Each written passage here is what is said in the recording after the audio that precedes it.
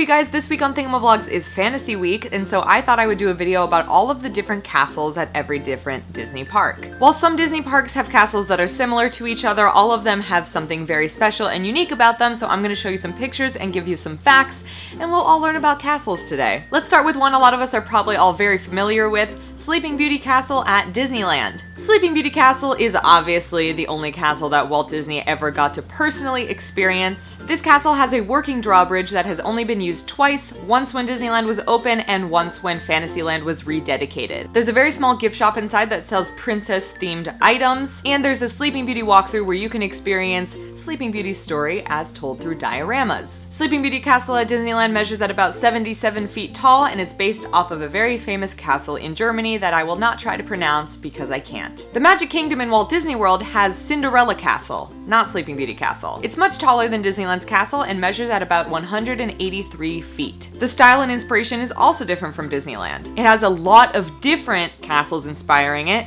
namely the Palace of Versailles in France. It's also a much more Gothic style castle versus Disneyland's medieval fantasy-inspired castle. And different from Disneyland, its drawbridge cannot be raised. Never has, never will. But there's a lot of exciting stuff inside of Cinderella Castle at Walt Disney World. There's Cinderella's Royal Table, which is a restaurant, and the Cinderella Castle Royal Dream Suite. There's so much going on in there that they have 3 elevators to get around. Over at Disneyland Paris, they also have Sleeping Beauty Castle, but a lot of people think it's Belle's Castle because the word Belle is in the name, but really, it's just French for beauty. This castle measures at 160 feet tall, and it's partially inspired by the Mont Saint-Michel Monastery in Normandy. This castle's crazy for a couple reasons. Not only do they have a walkthrough where you can see Sleeping Beauty's story, but they have a huge animatronic dragon underneath the castle in a separate dungeon section. At the time of its creation, it was one of the most complicated animatronics ever made.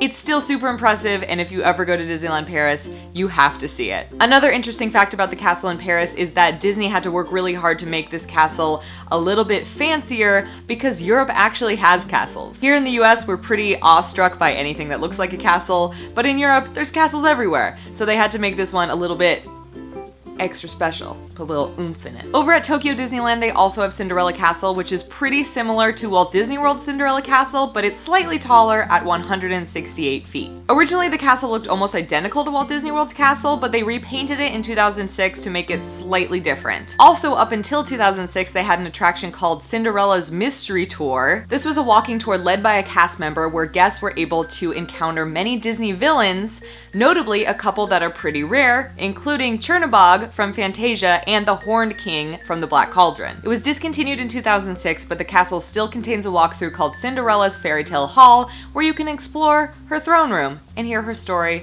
through murals and different paintings. Hong Kong Disneyland actually also has Sleeping Beauty Castle, and it's very much identical to Disneyland's original Sleeping Beauty Castle. It is slightly more medieval and less fairy tale. Disneyland's is kind of made up in its style, but Hong Kong's is a little bit more authentic to medieval style. The colors are slightly different to make them more authentic, and there are fewer trees surrounding the castle. Last but not least is the Enchanted Storybook Castle at the newly opened Shanghai Disneyland Park. This castle is different from any other Disney park castle in many ways. Namely, it's not themed after any one princess, but all of the princesses, which is why it's called the Enchanted Storybook Castle and not Sleeping Beauty Castle, Cinderella Castle, etc. It's also the tallest Disney castle ever made, towering at almost 197 feet. It was made in more of a Renaissance style, but what the Imagineers tried really hard to do was make this castle distinctly Chinese, and so it has a lot of Chinese elements to it. It also not only has a restaurant in it, the Royal Banquet Hall, but it has 2 attractions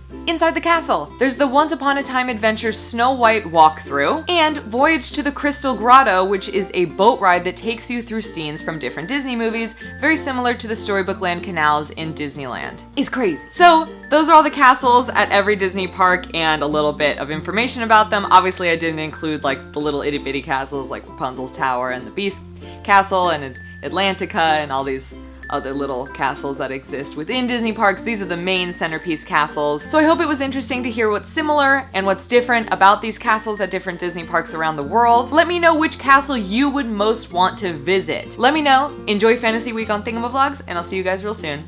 Bye!